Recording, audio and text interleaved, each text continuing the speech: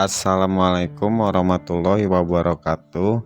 Di kesempatan ini saya akan berbagi tutorial untuk pengisian rapot kurikulum Merdeka dan memberikan sedikit penjelasannya.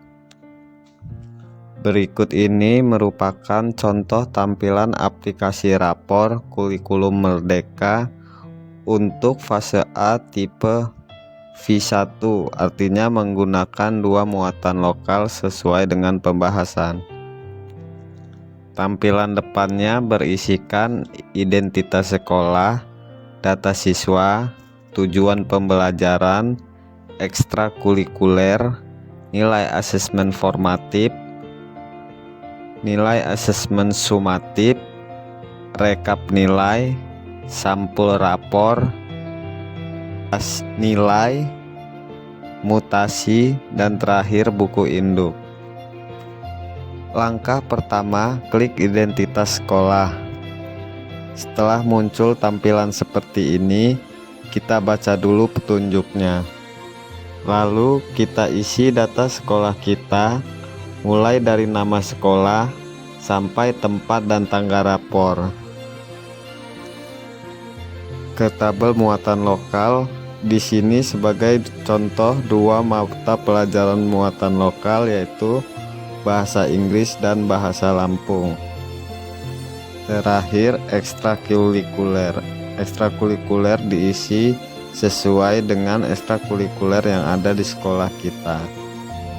Setelah dipastikan data yang telah kita isi sudah benar, kita klik tanda panah untuk kembali ke halaman sebelumnya.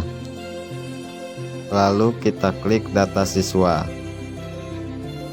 Kita isi data siswa mulai dari nomor, NIS, NISN, nama peserta didik, data peserta didik dan orang tua, sampai ke kolom absensi siswa.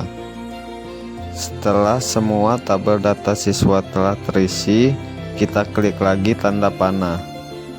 Lalu kita buka tujuan pembelajaran. Tampilan ini menampilkan seluruh mapel dan dua muatan lokal yang telah kita isi sebelumnya, mulai dari mata pelajaran pendidikan agama. Sebelum diisi tujuan pembelajarannya, kita harus mengetahui apa itu tujuan pembelajaran. Tujuan pembelajaran adalah pelajaran-pelajaran yang kita ajarkan ke siswa selama semester ganjil ini. Dan berikut ini contoh pelajaran-pelajaran yang kita ajarkan di semester ganjil. Setelah itu kita isi kolam di samping lingkup materi. Kita baca dulu petunjuk di bawah. Tuliskan lingkup materi pelajaran yang Anda ajarkan, contoh siklus air. Untuk pelajaran pendidikan agama, saya buat sebagai contoh lingkup materinya, yaitu Nabi dan Rasul, rukun iman, dan rukun Islam. Agar lebih mudahnya mengisi tujuan pembelajaran dan lingkup materi, kita bisa melihat perangkat promes yang sudah kita buat sebelumnya. Kalau sudah terisi semua, kita kembali ke halaman sebelumnya. Hasil dari pengisian data ini akan tersimpan otomatis di nilai asesmen formatif sebagai data tujuan pembelajaran dan nilai asesmen sumatif berdasarkan data lingkup materi. Setelah mapel terisi, kita kembali ke halaman awal, lalu klik ekstrakurikuler. Di tabel terdapat kolom bertuliskan pramuka dan deskripsi pramuka. Tabel ini akan terisi otomatis jika siswa mengikuti ekstrakurikuler. Kembali ke halaman awal, lalu kita klik nilai asesmen formatif untuk penginputan nilai. Keluar tampilan input nilai asesmen formatif. Kita input sebagai contoh mata pelajaran pendidikan agama. Di sini ada 7 tabel tujuan pembelajaran yang harus kita input nilainya. 7 tabel ini telah terisi otomatis dari data kita input di tujuan pembelajaran sebelumnya. Untuk nilai yang kita input berdasarkan pada nilai-nilai ulangan harian yang sudah dilaksanakan selama semester ganjil ini. Setelah terisi semua, kita lihat tabel terakhir yang bertuliskan nilai rapor. Nilai rapor yang tertulis ini bukanlah nilai yang tertulis di buku rapor, melainkan nilai rapor asesmen formatif. Jika ada siswa yang pernah tidak mengikuti ulangan harian, isi dengan angka 0 sesuai petunjuk di atas. Kembali ke halaman sebelumnya. Kemudian kita input seluruh nilai di semua mata pelajaran yang kita pelajari, dari PPKN, Bahasa Indonesia sampai ke Mulok 2. Pastikan penginputan nilai asesmen formatif sudah benar sebelum kita menuju langkah selanjutnya. Kita kembali ke halaman awal, klik nilai asesmen sumatif. Kita buka mata pelajaran pendidikan agama. Penilaian asesmen sumatif merupakan penilaian yang berdasarkan pada ulangan harian yang bersifat penggabungan beberapa tujuan pembelajaran, nilai PTS, dan nilai PAS. Jangan lupa baca petunjuk di atas sebelum kita menginput nilai. Di kolom terakhir juga sama seperti di daftar nilai asesmen formatif, terdapat kolom nilai rapor. Setelah kita input semua data dengan benar, kita kembali ke halaman awal. Kemudian kita klik rekap nilai.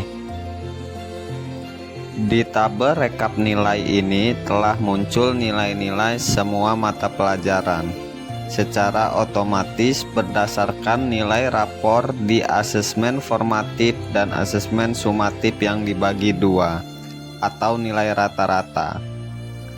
Dan nilai-nilai inilah yang akan tertera pada nilai rapor yang akan dicetak. Jumlah seluruh nilai dan peringkat murid. Kolam keputusan berisikan naik atau tidaknya murid ke kelas 2. Kembali ke halaman awal. Kita klik sampul rapor. Scroll ke bawah. Data-data telah terisi otomatis berdasarkan inputan data sekolah dan data siswa pada awal kita kerjakan. Kembali ke halaman awal, klik nilai dan inilah tampilan nilai rapor siswa yang akan dicetak. Di sini terdapat kolom capaian kompetisi. Untuk deskripsinya akan muncul secara otomatis. Namun saya akan berikan sedikit penjelasan. Contoh pelajaran agama dengan skor 76. Ananda Afifah Nahda sangat menguasai dalam mengenal huruf hijaiyah, harakat sederhana seperti surah Al-Fatihah. Deskripsi ini merupakan sesuatu hal yang paling menonjol pada siswa di mata pelajaran pendidikan agama. Pada kolom di bawah, Ananda Afifah Nahda perlu bimbingan dalam menyebutkan arti kalimat thayyibah, basmalah, dan hamdalah. Deskripsi ini merupakan penilaian yang kurang baik pada siswa di mata pelajaran pendidikan agama. Jika deskripsi tersebut menurut kita tidak sesuai dengan kenyataannya, misalnya Ananda Afifah Nahda telah menguasai dalam menyebutkan arti kalimat thayyibah, basmalah, dan hamdalah. Biasanya hal itu bisa terjadi karena Ananda Afifah Nahda pernah tidak mengikuti ulangan harian atau ulangan tengah semester, maka pada pembagian nilai otomatis akan berkurang dan berpengaruh pada deskripsinya. Kembali ke halaman awal, klik mutasi. Data ini kita isi jika ada peserta didik yang pindah sekolah. Kita kembali lagi ke halaman awal, klik buku induk. Muncul daftar penilaian rapor siswa. Nilai-nilai ini merupakan hasil penilaian akhir di semester ganjil dan akan tertera pada nilai rapor. Demikian penjelasan singkat dari saya. Tutorial pengisian rapot kurikulum Merdeka. Semoga bermanfaat.